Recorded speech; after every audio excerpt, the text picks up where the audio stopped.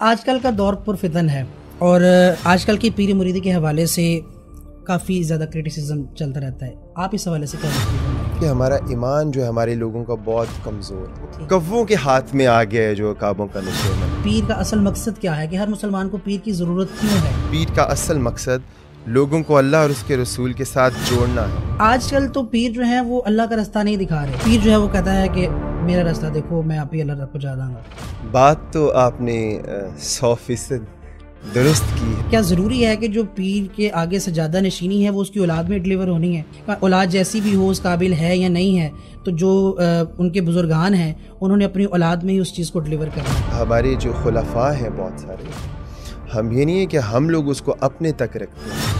آج کل کے دور کے اندر دیکھا جاتا ہے زیادہ تر کہ پیران عظام بھی ان مریدوں کو اپنا محبوب رکھتے ہیں جن کے پاس دنیاوی لحاظ سے، دنیاوی اعتبار سے مال و دولت کا کافی ذخیرہ ہوتا ہے.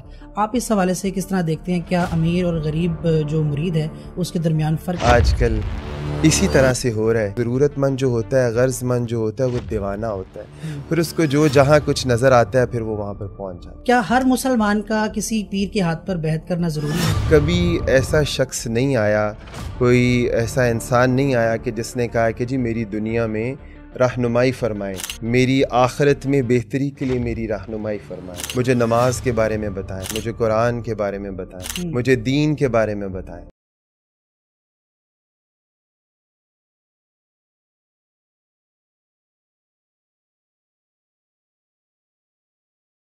السلام علیکم ویورز، میں ہوں سید عبدالرحمن شرازی اور آپ دیکھ رہے ہیں شرازی پوڈ کاسٹ. امید کرتا ہوں آپ خیریت سے ہوں گے. آج کی پوڈ کاسٹ روٹین سے ہٹ کر ہے. آج ہم موجود ہیں آستانہ عالیہ قادریہ چشتیہ وارثیہ پر اور ہمارے ساتھ موجود ہیں آج اس آستانہ کے گدی نشین جنہیں اللہ رب العزت نے بے پناہ عزتوں سے نواز رکھا ہے. ہمارے ساتھ موجود ہیں پیر سید حسنین محبوب گیلانی شاہ صاحب. السلام علیکم شاہ صاحب. وعلیکم السلام ورحمۃ اللہ وبرکاتہ. الحمدللہ، شرازی پوڈ کاسٹ میں آپ کا خیر اللہ مقدم کا احسان. اللہ آپ کو سلامت رکھے. شرازی صاحب، آپ آستانہ عالیہ وارثیہ پہ تشریف فرما ہوئے اور ہمارے سلسلہ عالیہ وارثیہ کو جو اجاگر کرنے کے حوالے سے جو آپ نے یہ احسن اقدام اٹھایا ہے، اللہ آپ کو اس کا اجر عطا فرمائے اور سلامت رکھے. بہت شکریہ شاہ صاحب.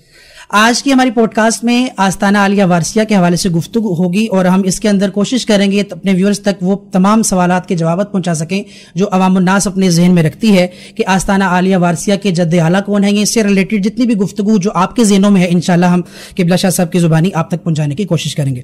شاہ صاحب، گفتگو کا آغاز کرتے ہیں. سب سے پہلے تو ہم اپنے ویورز تک یہ ڈلیور کرنا چاہیں گے کہ یہ عوام تک میسج جائے کہ آستانہ عالیہ یعنی کہ آپ کی جد اعلیٰ کون ہے اور یہ سلسلہ کہاں سے آغاز ہوا؟ بسم اللہ الرحمن الرحیم. سلسلہ عالیہ وارثیہ کے جو روحانی جد اعلیٰ جو ہیں، جو روحانی پیشوا ہیں، وہ حضرت حاجی حافظ عالم پناہ پیر سید وارث علی شاہ صاحب دیوا شریف انڈیا سے، یو پی سے، ضلع بارہ بنکی سے.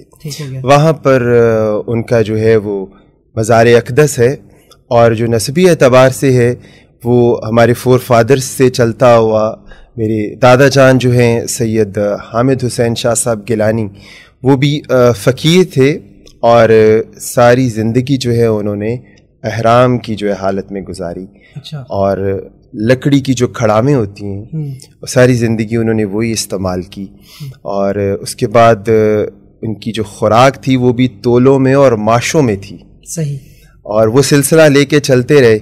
اور اس کے بعد جو ہے میرے والد گرامی الحاج پیر سید محبوب الحسن گیلانی رحمۃ اللہ تعالیٰ علیہ، یہ جو خلافت کا سلسلہ جو چشتیہ سلسلے کے حوالے سے ہمیں اجمیر شریف سے عطا ہوا اور پھر یہاں پر جو ہے چھپر شریف جو ہے پنڈی کے قریب، ٹھیک ہے، وہاں پر جو آستانہ جو ہے وارثیہ سلسلے کا سب سے بڑا جو ہے پاکستان کا مرکز ہے وہاں پر موجود ہے. تو میرے جو والد گرامی الحاج پیر سید محبوب الحسن گیلانی کے جو مرشد پاک تھے وہ وہاں پر قیام پذیر تھے اور پھر وہاں سے انہوں نے اجازت عطا فرمائی اور پھر یہ سلسلہ میرے والد صاحب سے چلتا ہوا پھر اب مجھ تک جو ہے وہ پہنچا. اچھا شاہ صاحب، آج کل کا دور پرفتن ہے اور آج کل کی پیر مریدی کے حوالے سے کافی زیادہ کرٹیسزم چلتا رہتا ہے. آپ اس حوالے سے کیا گفتگو فرمائیں گے؟ لفظ جو پیر ہے وہ اصل میں فارسی زبان کا لفظ ہے جو کہ بزرگ، با عمل، متقی اور پرہیزگار اور صاحب علم جو شخصیت ہے اس کے لیے استعمال ہوتا ہے. ٹھیک ہو گیا. عربی میں اس کو مرشد کہتے ہیں. ٹھیک ہے. بہت سارے لوگ ہیں ان کو یہ نہیں پتا کہ مرشد ہوتا ہے یا مرشد ہوتا ہے. ٹھیک ہے. تو یہ اصل میں مرشد ہوتا ہے. اس پرفتن دور میں جہاں دوسری روایات جو ہیں وہ زوال پذیر ہوئی ہیں، اسی کے اندر یہ جو پوری پیری مریدی والا جو سلسلہ ہے یہ بھی ایک اور سسٹم کے اندر جو ہے وہ چلا گیا ہے، کسی اور زد میں آ گیا ہے. یہاں ایک شعر ہے جو علامہ اقبال فرماتے ہیں کہ زاغوں کے تصرف میں عقابوں کا نشیمن. زاغوں مینس کوے. ٹھیک ہے. تو جو آج کل ہے وہ کووں کے ہاتھ میں آ گیا ہے جو عقابوں کا نشیمن ہے، کہ پتہ کچھ ہے نہیں اور ہر جگہ پر جو ہے یہ سلسلہ شروع ہو چکا ہے. یعنی کہ اس سے جو حقیقی جو پیچھے سے جدی پشتی آستانے چلتے آ رہے ہیں، ان جو یہ آپ کے عام زبان میں کہہ لیں کہ جو 2 نمبر آستانے کھل گئے ہیں، اس وجہ سے میرے خیال سے جو حقیقی آستانے ہیں وہ بھی زد میں آ گئے ہیں. اصل میں مسئلہ یہ ہے کہ جو آستانے ہیں، جو درگاہیں ہیں، پچھلے کچھ عرصہ تک تو یہ سلسلہ بہت اچھا چلا آ رہا تھا. جو درگاہوں کا ایک مقصد تھا ان بزرگوں کے حوالے سے، وہ اس کو انہوں نے قائم و دائم رکھا ہوا تھا. لیکن جیسے ہی اب ایک نئی پود، نیا سلسلہ شروع ہوا ہے، تو نوجوان نسل جو ہے جب آئی ہے تو انہوں نے اپنے بزرگوں کی جو تعلیمات ہے اس کو پس پشت ڈال دیا ہے اور وہ کسی اور سسٹم کے اندر چلے چکے ہیں. تو اس وجہ سے ظاہری بات ہے پھر دوسرے لوگوں کو بھی موقع مل گیا، تو وہ پھر اس کو اپنے گراتے ہیں نشیمن پہ بجلیاں. تو اب وہ کیونکہ دوسرا یہ کہ ہمارا ایمان جو ہے ہمارے لوگوں کا بہت کمزور ہے. ٹھیک ہے. اس لیے پھر وہ ضرورت مند جو ہوتا ہے، غرض مند جو ہوتا ہے، وہ دیوانہ ہوتا ہے. پھر اس کو جو جہاں کچھ نظر آتا ہے پھر وہ وہاں پر پہنچ جاتا ہے. ٹھیک ہو. اچھا شاہ صاحب، پیری مریدی کا سلسلہ کافی صدیوں سے چلتا آ رہا ہے. کیا ہر مسلمان کا کسی پیر کے ہاتھ پر بیعت کرنا ضروری ہے؟ دیکھیے جی، یہ ہر مسلمان کا بیعت کرنا فرض نہیں ہے. ٹھیک ہے. ٹھیک ہے جی، لیکن یہ سنت ہے. دیکھیے جیسے صحابہ کرام رضوان اللہ مجمعین نے نبی پاک صلی اللہ علیہ وآلہ وسلم کے ہاتھ پر بیعت کی. ٹھیک ہے. پھر اللہ کریم نے صحابیات سے بیعت لینے کے حوالے سے پوری جو صورت ہے قرآن پاک کی سورہ ممتحنہ، ٹھیک ہے، وہ نازل فرما دی. سبحان اللہ.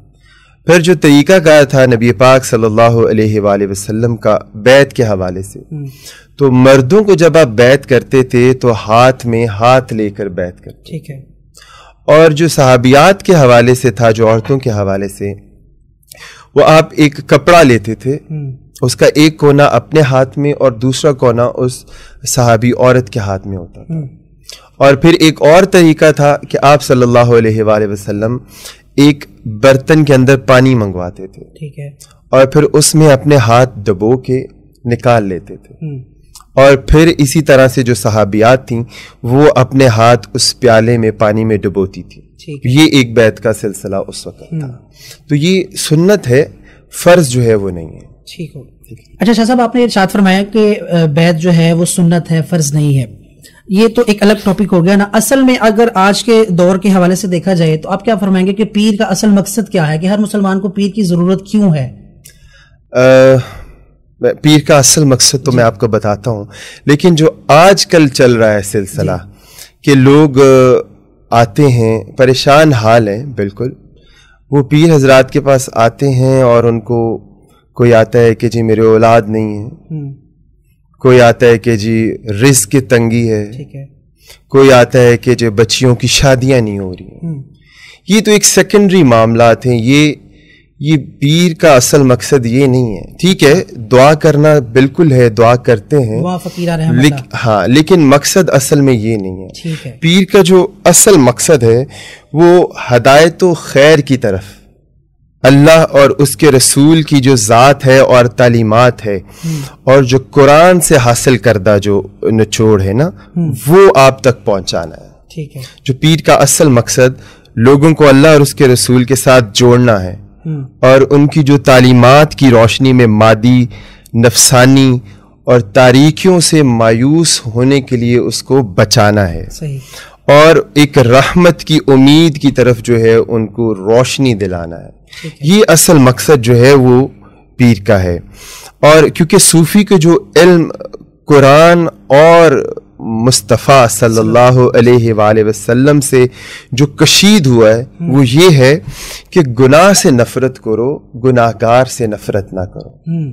ہم دیکھتے ہیں کہ جو گناہ گار ہے شخص، ہم اس کے ساتھ نفرت کرتے ہیں، بجائے اس کو ٹھیک کرنے کے ہم اس سے جب نفرت کرتے ہیں تو وہ شخص جو ہے وہ بجائے روشنی میں آنے کے وہ اور تاریکیوں میں کھوتا چلا جاتا ہے. صحیح. بجائے سیدھے راستے کے چلنے کے وہ دیکھتا ہے کہ جب یہ لوگ، اللہ کی ذات جو ہے وہ تو ہر گندے مندے بندے کو جو ہے گلے سے لگاتی ہے. صحیح ہے.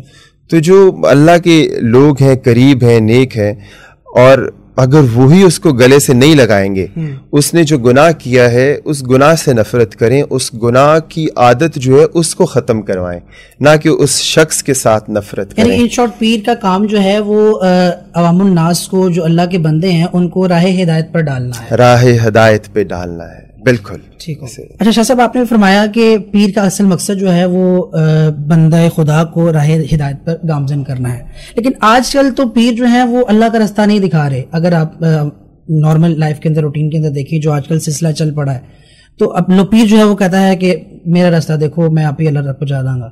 اس حوالے سے آپ کیا فرمائیں گے؟ یعنی کہ پیر کا کام تو اللہ کا راستہ دکھانا ہے، نہ کہ اپنا.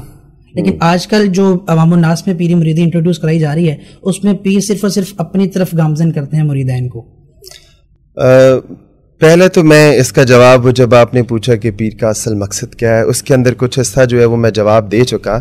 لیکن معاشرے میں جیسے اکثر اقدار زوال پذیر ہیں، اسی طرح تصوف میں بھی جو ہے یہ سلسلہ ہے.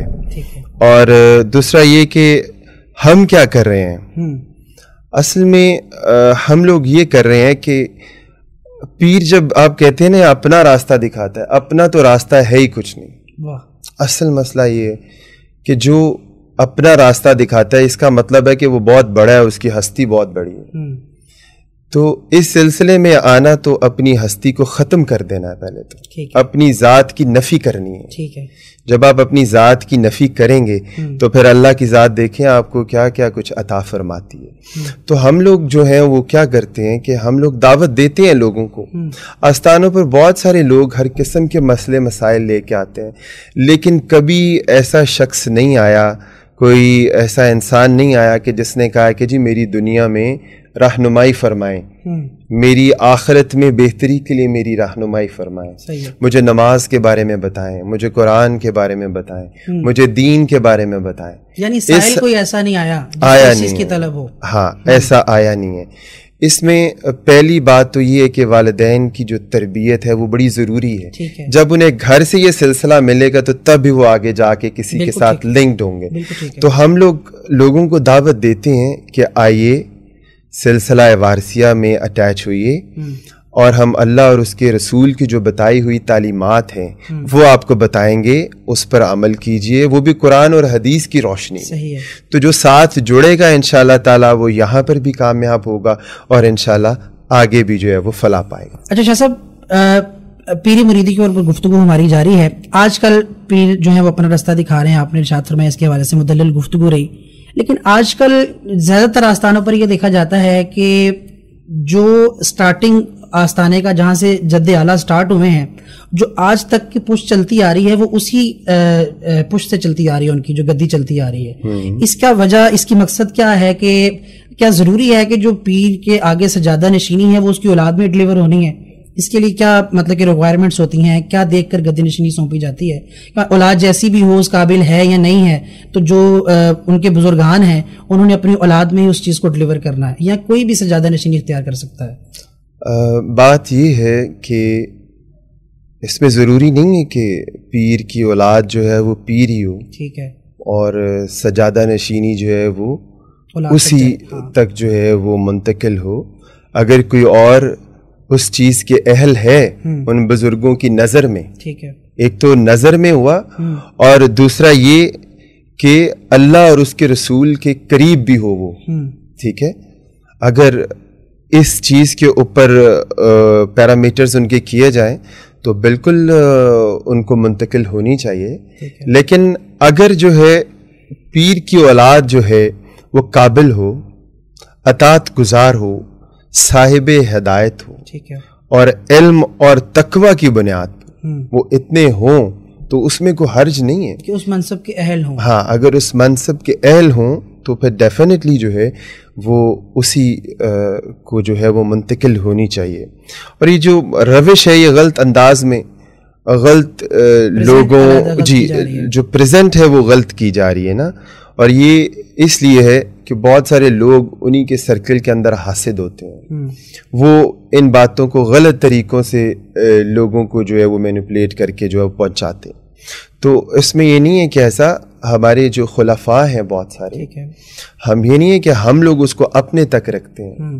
تو بہت سارے لاہور میں, پاکستان میں, پاکستان سے باہر بھی جو ہیں وہ ہمارے خلفاء ہیں اور ہر سلسلے کے خلفاء ہیں, اور انہوں نے اپنی حد تک نہیں رکھا, انہوں نے خلافت دی ہے تاکہ ہر جگہ پر جو ہے وہ لوگ موجود ہیں اور وہاں پر اللہ اور اس کے رسول کے بتائے ہوئے طریقے جو ہیں وہ لوگوں کو بتا رہے ہیں. ٹھیک ہو گیا. اچھا شاہ صاحب, آج کل کے دور کے اندر دیکھا جاتا ہے زیادہ تر کہ پیران عظام بھی ان مریدوں کو اپنا محبوب رکھتے ہیں جن کے پاس دنیاوی لحاظ سے, دنیاوی اعتبار سے مال و دولت کا کافی ذخیرہ ہوتا ہے.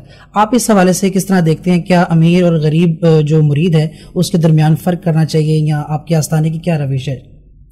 بات تو آپ نے 100% درست کی ہے, اور آج کل اسی طرح سے ہو رہا ہے کہ جو مرید ہے یا عقیدت مند ہے, جو امیر ہے, اس کو الگ پروٹوکول دیا جاتا ہے, ٹھیک ہے, اس کو سٹیجز پہ بھی بٹھایا جاتا ہے, اس کی اناؤنسمنٹس بھی کی جاتی ہیں. تو ٹھیک ہے, ہر ایک کا مقام و مرتبے کے لحاظ سے اگر اسے ڈیل کیا جائے تو اچھی بات ہے. لیکن پیر و مرشد یا صوفی جو ہے اس کی نظر میں سب جو مرید ہوتے ہیں, چاہے وہ امیر ہو چاہے وہ غریب ہو, وہ سب برابر ہوتے ہیں.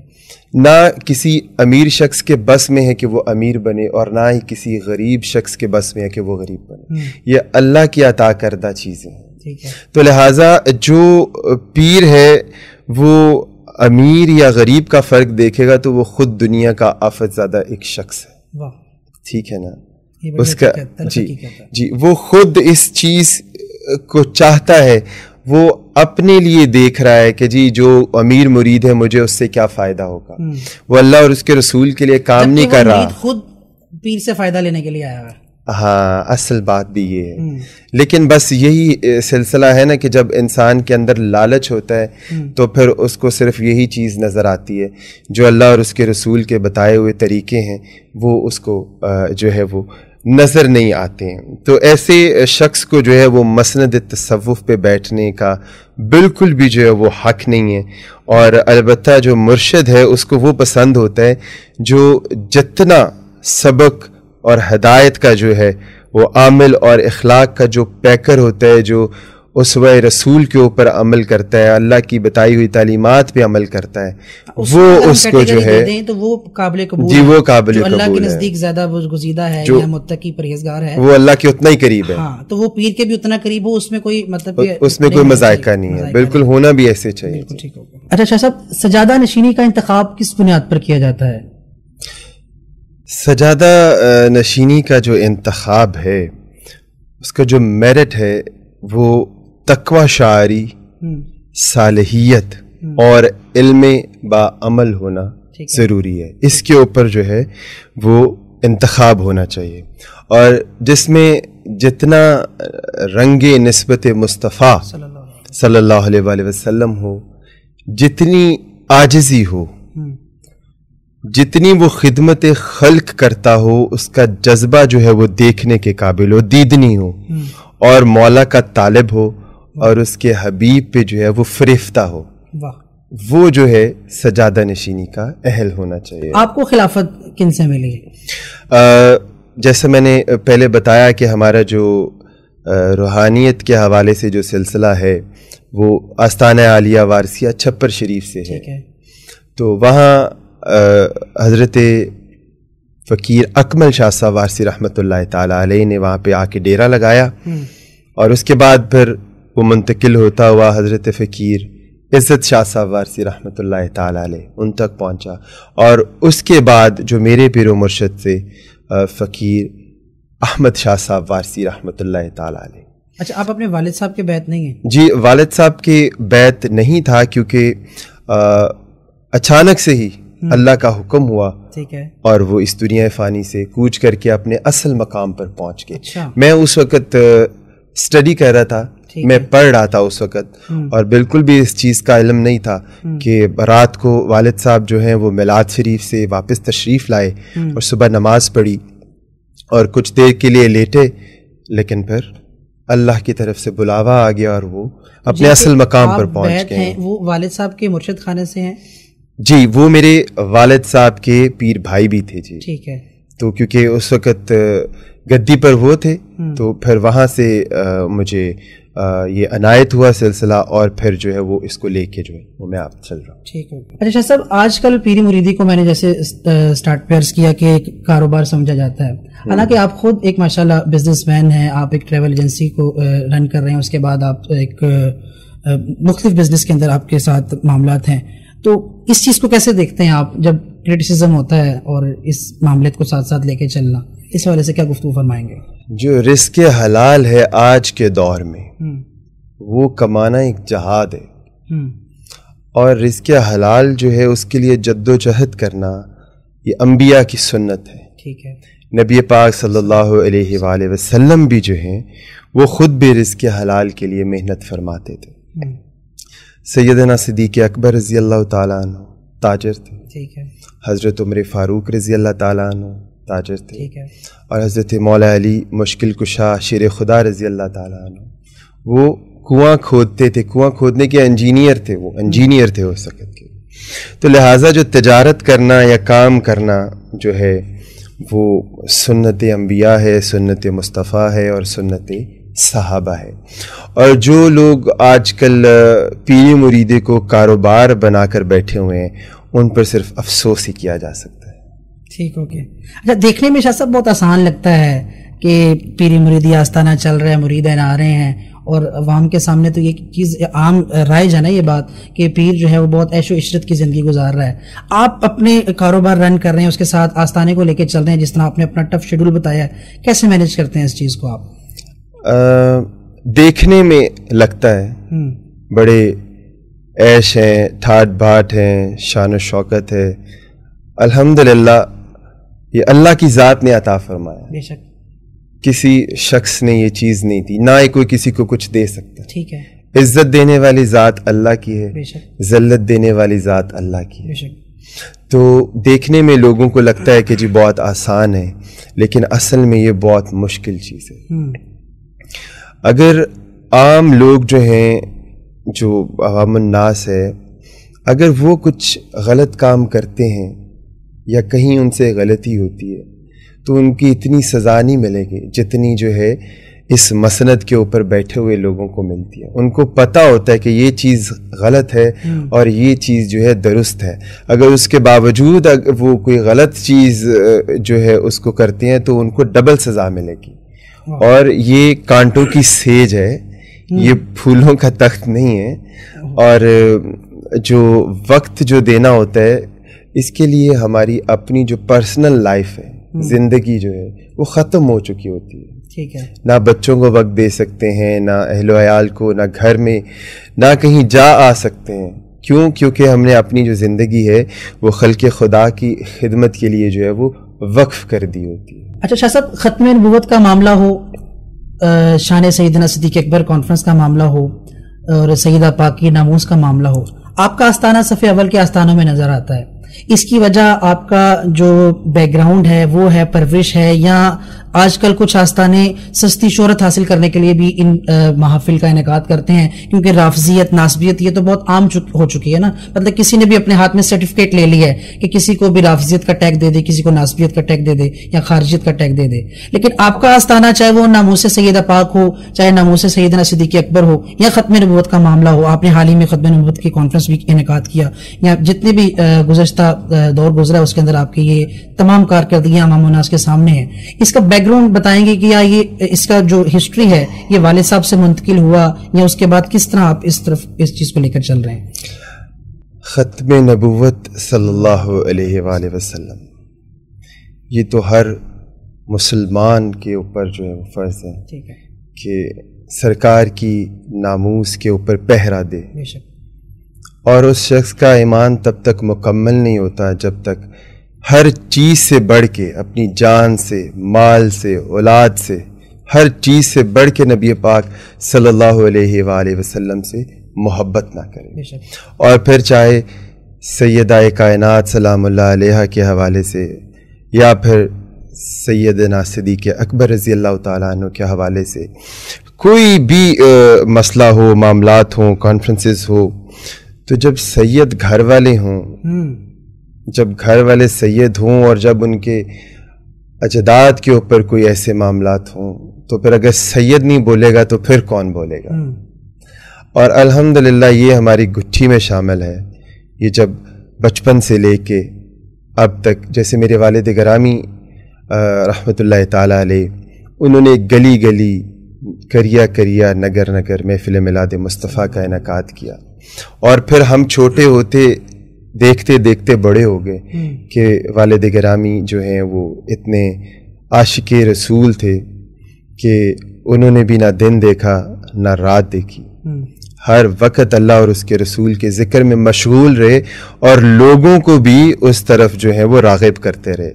تو پھر جب یہ سلسلے ہوں، اور یہ تو ہمارا حق ہے، حق نہیں ہے بلکہ یہ فرض ہے کہ نبی پاک صلی اللہ علیہ وآلہ وسلم کی ناموس کے اوپر اگر کوئی بات آئے تو اس پہ جو ہے ہمیں پہرا دینا ہے. ٹھیک ہے نا جی. تو یہ اللہ اور اس کے رسول کی مرضی ہے. بہت سارے لوگ ہیں، بہت سارے آستانے ہیں جو کر سکتے ہیں اس کے اوپر، لیکن اللہ نے الحمدللہ، ہم وہ خوش قسمت لوگ ہیں کہ اللہ نے چنا ہوا ہے ان چیزوں کے لیے. تو انشاءاللہ تعالی جب بھی اس حوالے سے، ناموس رسالت کے حوالے سے یا سیدہ پاک کے حوالے سے یا شان صدیق اکبر کے حوالے سے کوئی بھی جسارت ہوگی ان ذوات مقدسہ کے اوپر، تو انشاءاللہ تعالی جو آستانہ عالیہ وارثیہ ہے وہ آپ کو ہر جگہ جو ہے وہ سب سے آگے کھڑا ہوا نظر آئے گا. ٹھیک ہو گیا. ابھی دوران گفتگو آپ نے والد صاحب کا ذکر فرمایا اور یہ سب ان کی تربیت کا آپ نے کہا کہ اثر ہے. آپ کے والد محترم ایک عظیم عاشق رسول تھے. آپ کیا سمجھتے ہیں آپ ان کے مشن کو کس حد تک لے کر کامیاب ہوئے ہیں؟ میں تو اس چیز کے بارے میں آپ کو نہیں بتا سکتا کہ میں بہت کامیاب ہو چکا ہوں. یہ تو آپ کو بھی نظر آتا ہے اور ساری دنیا دیکھ رہی ہے، جو ہمارے محبت والے ہیں، عقیدت والے ہیں، اور ساتھ میں حاسدین بھی جو ہیں وہ بھی دیکھ رہے ہیں. وہ زیادہ توجہ سے دیکھتے ہیں، وہ زیادہ توجہ سے دیکھتے ہیں. یہ سلسلہ جو ہے، یہ جو ہماری انٹرنیشنل نعت کونسل ہے، یہ 90s کے اندر، ارلی 90s 91 کے اندر جو ہے اس کی بنیاد رکھی سید محبوب الحسن گیلانی رحمۃ اللہ تعالیٰ علیہ نے، والد محترم نے. اور یہ ڈھولن وال ایک ایریا ہے یتیم خانے والی سائٹ پہ، وہاں سے یہ سلسلہ انہوں نے شروع کیا اور پھر وہاں میلاد ہوتے تھے. اس کے بعد آہستہ آہستہ سلسلہ بڑھتا گیا.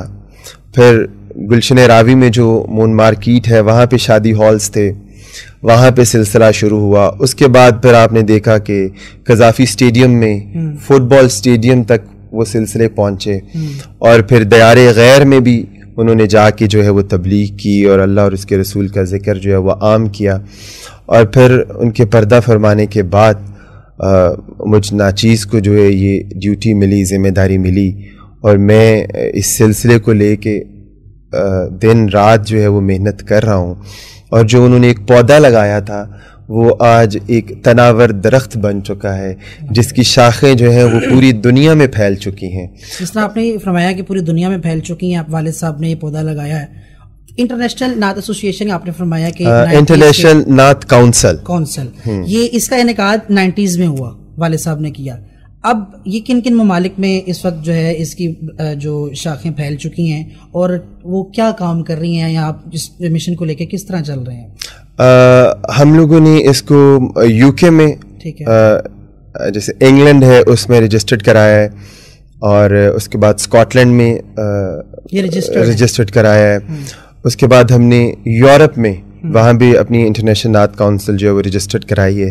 اور ابھی انشاءاللہ میں انگلینڈ کے ٹور پہ جا رہا ہوں. ٹھیک ہے. اور انشاءاللہ وہاں پر پھر محافل نعت ہوں گی اور ذکر اذکار ہوگا. مطلب کہ مقصد جو ہے وہ محافل کا انعقاد ہے, عشاقان رسول صلی اللہ علیہ وسلم کو اکٹھا کر کر اللہ اور اس کے رسول کی دین کا پیغام دینا ہے. بالکل اس کا مقصد یہ بھی ہے. اور اس کے علاوہ جو ہے ہم نئے جو چہرے ہیں, نئے جو پڑھنے والے لوگ ہیں, جن کو کوئی پلیٹ فارم جن کے پاس نہیں ہے لیکن وہ پڑھنے کا شوق رکھتے ہیں, عقیدت رکھتے ہیں, اور لیکن ان کو پلیٹ فارم میسر نہیں ہے, وہ کہیں جا آ نہیں سکتے, پڑھ نہیں سکتے ہیں, بلکہ لوگ پڑھاتے نہیں ہیں. آج کل کے جو بڑے نام ہیں لوگ ان کو سننا چاہتے ہیں, ان کو دیکھنا چاہتے ہیں. لیکن ہمارا انٹرنیشنل نعت کونسل کا یہ مقصد ہے کہ نئے لوگ, نئے چہرے جو ہیں وہ انٹروڈیوس کرائے جائیں, اور وہ بھی تاکہ نبی پاک صلی اللہ علیہ وآلہ وسلم کی مدح سرائی کر سکیں اور ان کے بھی سلسلے جو ہیں وہ آگے بڑھتے چلے جائیں. اس حوالے سے ہم نے گیلانی ویلفیئر سوسائٹی بھی اس کا ایک حصہ ہے. انٹرنیشنل نعت کونسل کا ایک ذیلی جو ادارہ ہے وہ گیلانی ویلفیئر سوسائٹی بھی ہے. اس کو بھی میں نے UK میں رجسٹرڈ کرایا ہے. وہ کن امور پر کام کر رہی ہے؟ وہ ان امور پہ کام کر رہی ہے کہ ہم لوگ جو بیوہ عورتیں ہیں ان کے ہم نے جو ماہانہ وظائف ہیں وہ لگائے ہوئے ہیں. اس کے بعد جو یتیم بے سہارا بچیاں ہیں ان کی شادیوں کے لیے ہم انتظامات کرتے ہیں. پھر جو بچے لائق ہیں, جو پڑھنے والے ہیں لیکن وہ افورڈ نہیں کر سکتے ہیں, ان کے لیے ہم نے جو ہے ان کے وظائف بھی لگائے ہوئے ہیں ماہانہ. اور پھر بہت سارے لوگ ہیں جو بڑے مجبور ہوتے ہیں, لاچار ہوتے ہیں, اپنا علاج نہیں کرا سکتے ہیں, آپریٹ نہیں کروا سکتے ہیں, ٹیسٹ نہیں کروا سکتے ہیں, تو وہ ہم نے ڈفرینٹ جو لیبارٹریز ہیں وہاں سے ہم ان کے ٹیسٹ بھی کراتے ہیں. اور جیسے کسی کا بائی پاس ہے یا کوئی کڈنی کا ایشو ہے یا اور دوسرے جتنے بھی مسئلے, ہم ان کا بھی انہیں علاج جو ہے وہ کرواتے ہیں. جی نہیں, تو یہ صرف UK میں رجسٹرڈ ہے یا اس میں پاکستان میں؟ نہیں, پاکستان میں بھی. اصل میں تو یہ پاکستان میں رجسٹرڈ تھی نا پہلے, یہ کام یہاں سے شروع ہوا ہے اور اب وہاں تک بھی جو ہے وہ پہنچ چکے ہیں الحمدللہ. کیونکہ شاہ صاحب وقت بہت مختصر ہوتا ہے اور آپ کا بہت شکریہ, آپ نے اپنے قیمتی وقت سے ہمیں وقت عطا کیا. آخر میں جاتے وقت ایک میسج آج کل کی نوجوان نسل کے لیے جو آپ ہمارے چینل کی وساطت سے ہمارے ویورز تک ڈلیور کرنا چاہیں, جو آپ کے آستانے کا میسج ہو یا آپ کی طرف سے کوئی میسج ویورز کے لیے ہو. میں اس کو اپنے طور پہ اپنے آستانے کے, اپنے سلسلے کے حوالے سے میں اس کو ایک پیغام دینا چاہوں گا کہ آپ دیکھیے ہمارا دین جو ہے وہ اتنا سخت نہیں ہے جتنا کہ آج کل بنا دیا گیا ہے اور اس کو پیش کیا جا رہا ہے. تو آپ جو لوگ ہیں, جو بچے ہیں, بچیاں ہیں, وہ ان چیزوں سے باغی ہو رہے ہیں, وہ اسلامی جو اقدار ہیں ان سے دور ہوتے چلے جا رہے ہیں کیونکہ ان کے سامنے ایک بڑی عجیب و غریب شکل پیش کی جا رہی ہے. تو لہٰذا پہلے تو ہم نے یہ خود اپنی اصلاح کرنی ہے کہ ہم دین کا جو اصل چہرہ ہے وہ لوگوں کو دکھائیں. واہ, ٹھیک ہے, تاکہ ہم لوگوں کو لے کے آئیں اپنی طرف. ہمارا جو مشرب ہے سلسلہ وارثیہ کا وہ محبت ہے, صحیح ہے, پیار ہے, ٹھیک ہے, نفرت پھیلانا نہیں ہے. ہم کینچی کا کام نہیں کرتے, ہم سوئی کا کام کرتے ہیں, ہم جوڑنے کا کام کرتے ہیں. تو اگر ہم جو بچے ہیں, بچیاں ہیں, ان کو ہم اگر پیار سے ان کو سمجھائیں گے, دین کی تعلیمات دیں گے, تو وہ ضرور جو ہے وہ اس طرف آئیں گے. تو آج کی جو نوجوان نسل ہے وہ ظاہری جو ترقی ہے اس کے زینے تو جو ہے وہ طے کرتی جا رہی ہے, مگر جو مادیت کی طرح ہدایت ہے اور جو روحانیت ہے اور جو اسلام ہے اس سے وہ دور ہوتے چلے جا رہے ہیں. تو ہمارا یہ مقصد ہونا چاہیے کہ انہیں اللہ اور اس کے رسول کی طرف جو ہے وہ موڑنا ہے, اس طرف پلٹانا ہے ان کو, اور ان کی جو مایوسی ہے اسے اللہ کی جو امید ہے اور رحمت ہے اس کی طرف ان کو جو ہے وہ مائل کرنا ہے نا. تو اپنے جو آئیڈیلز جو ہم نے آج کل بنائے ہوئے, کوئی ٹک ٹاک کے اوپر آئیڈیل ہے, کوئی یوٹیوب پہ آئیڈیل ہے, کوئی ڈراموں والا آئیڈیل ہے, کوئی فلموں والا آئیڈیل ہے, یہ آئیڈیل بدلیں اور جو ہمارا جو آئیڈیل ایک ہی ہونا چاہیے. نبی پاک صلی اللہ علیہ وآلہ وسلم، جب ہم ان کے اسیر و عاشق ہوں گے، ان کے جو بتائے ہوئے جو طریقے ہیں، جو اسوہ حسنہ ہے، اس کے اوپر عمل کریں گے تو ہمیں دنیا میں بھی سکون ملے گا، کامیابی ملے گی، عزتیں، برکتیں، راحتیں ملیں گی، اور آخرت میں بھی جو ہے وہ ہمارے لیے بہتریاں ہوں گی انشاءاللہ۔ شاہ صاحب آپ کا بہت شکریہ، آپ نے اپنے قیمتی وقت سے وقت عطا کیا اور ہماری اس بزم کا حصہ بنے۔ اللہ تعالیٰ آپ کو مزید برکتیں عطا فرمائے۔ ناظرین محترم، آپ دیکھ رہے تھے آج ہمارے ساتھ آستانہ عالیہ قادریہ چشتیہ وارثیہ کے سجادہ نشین جناب پیر سید حسنین محبوب گیلانی صاحب ہمارے ساتھ تشریف فرما تھے، اور یقیناً جو سوال ہم نے ان کی بارگاہ میں رکھے بہت احسن انداز میں انہوں نے جواب دیے، اور یقیناً یہ سوالات آپ کے ذہن میں بھی ہوں گے، اور کافی عوام الناس جو آج کل یوتھ نسل ہے جو آستانوں سے یا پیران عظام کے بارے میں اس طرح کے کویسچنز اپنے دل میں رکھتے ہیں، ان کو یقیناً یہ سوال سن کر تسلی ہوئی ہوگی۔ انشاءاللہ آپ کو اگلی پوڈ کاسٹ میں ایک مزید خوبصورت شخصیت کے ساتھ پھر ملاقات کریں گے۔ تب تک اپنے میزبان سید عبد الرحمن شرازی کو اجازت دیجیے۔ السلام علیکم ورحمۃ اللہ وبرکاتہ۔